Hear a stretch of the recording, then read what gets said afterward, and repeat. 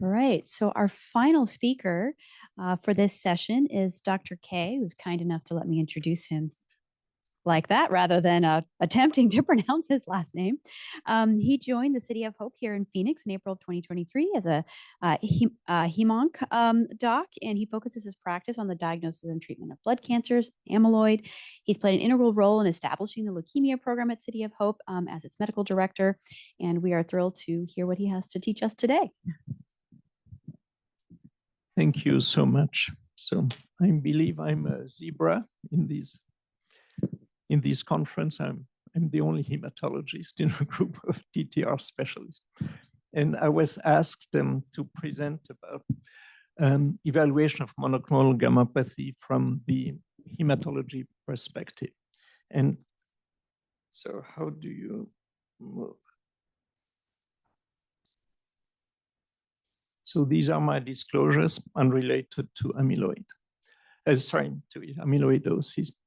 The objectives of this talk will be to review the differential diagnosis of monoclonal gammopathies, to understand the testing which is used to differentiate between the different plasma cell disorders, and identify the test useful for cardiologists to rule out a plasma cell disorder, with the idea of proceeding safely to a non-invasive testing with a POIP scan.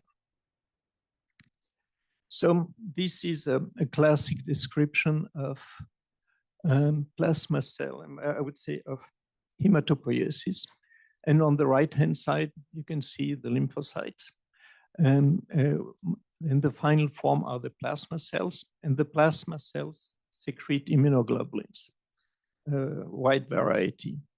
But in some cases, the plasma cells can become abnormal. They become clonal. And then they secrete either abnormal immunoglobulins, the complete one, or they can secrete fragments, and in particular, the light chains. And the hallmark of the plasma cell disorder is the production of these abnormal immunoglobulin or immunoglobulin fragments. So what test can we use really to identify them? The classic, the oldest one, was serum electrophoresis, which just shows us we have an abnormal peak. I will show that on the next slide. We can determine the type of antibodies by immunofixation. And the last test is really serum-free light chains. So serum protein electrophoresis, it's a test which we run on a systemic fashion. So we run in an electric field the serum. And what you can see here in particular, there is a large peak which should not be present. Usually it's in the gamma region. That's why we also say gamma globulins. And the way to identify which protein we are dealing with, we use immunofixation with a panel of antibodies, either against against heavy chains like IgG, Ig, or IgM, or about the light chains. And in this case, what was seen is the peak was an IgG kappa. And so the diagnosis will be an IgG kappa monoclonal gammopathy.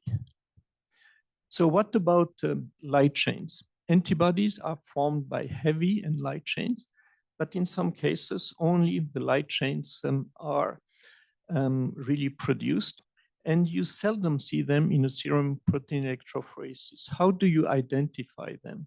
There are epitopes on the light chains which cannot be identified in the whole protein. However, they are present in the free light chain. And this test really can identify them, first of all. And it is useful not only for diagnostic purposes, but it's also a biomarker of the disease, especially in amyloidosis, where they are part of the template, which lead to amyloid fibrils, but they also have direct toxicity. And they are also used to measure the responses in patients really receiving chemotherapy. So now we know that we have a monoclonal gammopathy, but do we have only one disease, multiple diseases? Obviously, it's multiple diseases, but when we say monoclonal gammopathy, usually the first response is it is myeloma. So we know that the spectrum really of monoclonal gammopathies is really quite varied. And the hypothesis now is all these monoclonal gammopathies start with a small clone. And if the clone has a small amount of protein and has a small involvement in the marrow and has no systemic really consequences, it is called really an MGUS. And MGUS is quite common in the general population up to the age of really 50 to 70. And in most cases, it remains stable. However, it can progress really in two ways. One of them, if the clone progresses in the marrow and affects really specifically some organs with either anemia, renal failure, hypercalcemia, or bone lesions, we label it multiple myeloma. If we have no really medical, I would say no, we call these CRAB criteria. Without CRAB criteria, we would label it as a smoldering or indolent multiple myeloma. On the other hand, the abnormal paraprotein, whether light chains or immunoglobulins, can have some direct consequences. And they can either be deposited in some organs or can they lead to other consequences. And we label them now as monoclonal gammopathy of clinical significance. Amyloid is one of them, but the spectrum of this condition is really widening. And specific, the most common one are labeled monoclonal gammopathy of renal significance. So this is another way of seeing the main differential diagnosis of this monoclonal gammopathy. MGUS is the most common diagnosis in about 70% of the cases. Multiple myeloma is the second in about 10 or 15% of the cases. Waldenström macroglobulinemia is a monoclonal gammopathy with an IgM. And finally, you have the monoclonal gammopathies of clinical significance. And the most common one is AL amyloidosis.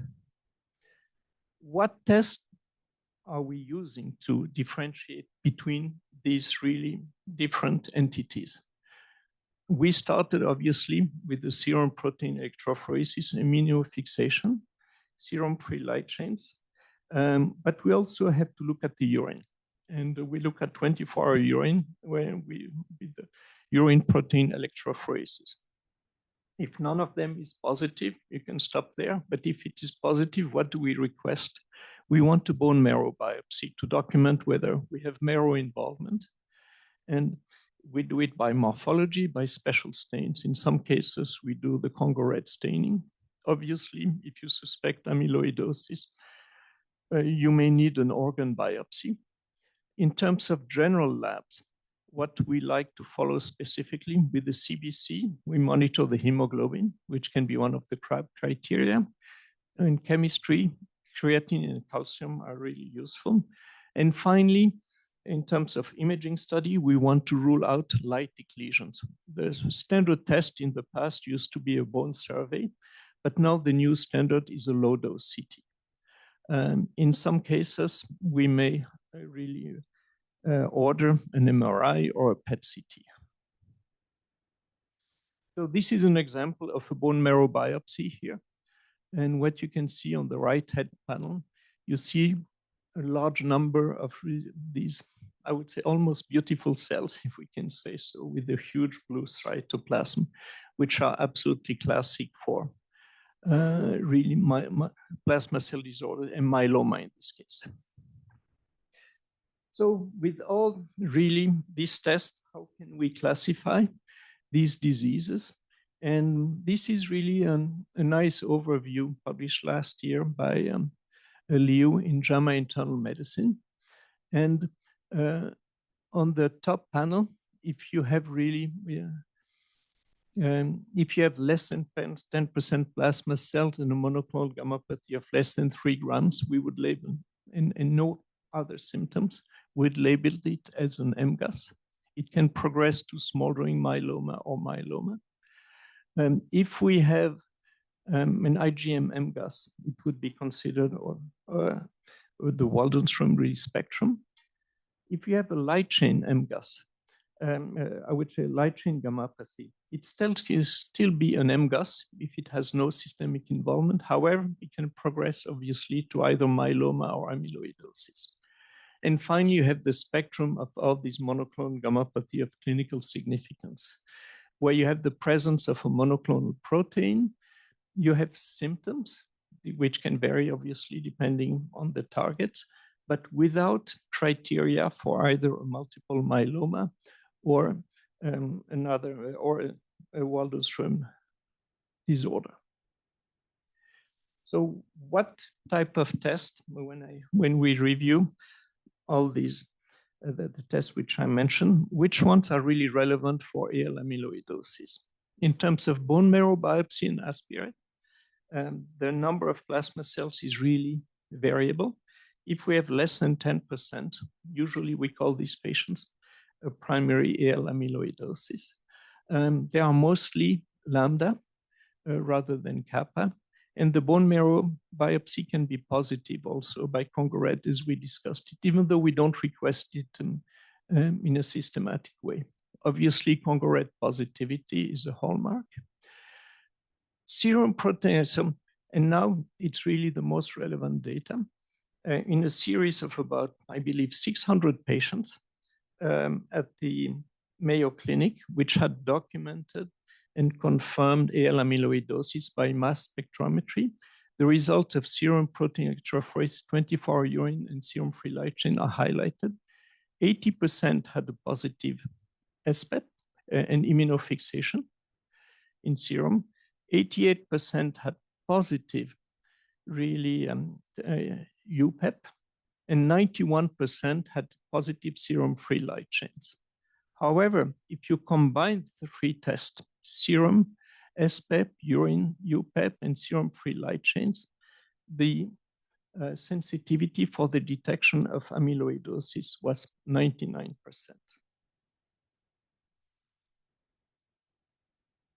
So if we look at really now the algorithm, which was presented earlier this morning, really, you as a cardiologist, if you want to rule out AL amyloidosis, in order to order I would say non-invasive PYP, the first question is really, is there a monoclonal protein? And one of the presenters this morning really mentioned it was mostly serum. I think based on the data which I showed you, it is really important to, the most effective way to rule it out is to have an SPEP, a UPEP, and really free light chains. If they are really positive, the recommendation is to send the patient to us for hematology consultation, and or really to do an organ biopsy to determine if you have congruent positivity. If it is negative, you can safely proceed really to a non-invasive PYP scan. That being said, we have a lot of referral. I would say serum free light chain assays are not always easy to interpret. They are not black or white. And we see the normal levels, for instance, very often, let's say 30, and I have referrals for patients who have levels of 31 or 32. And what should really clinicians do about that? So what we know is the absolute kappa or lambda free light chains levels really change with renal function, so they can easily be increased. And what is important is really to come up with a kappa lambda ratio.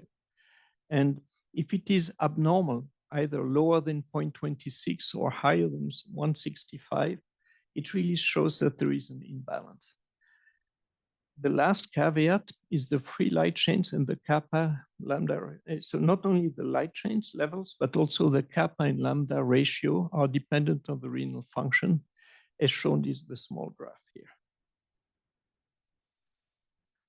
So the bottom line is, as cardiologists, the recommendation, if you really want to rule out AL amyloidosis, 3 tests are optimal: free light chain, serum protein electrophoresis, and UPEP.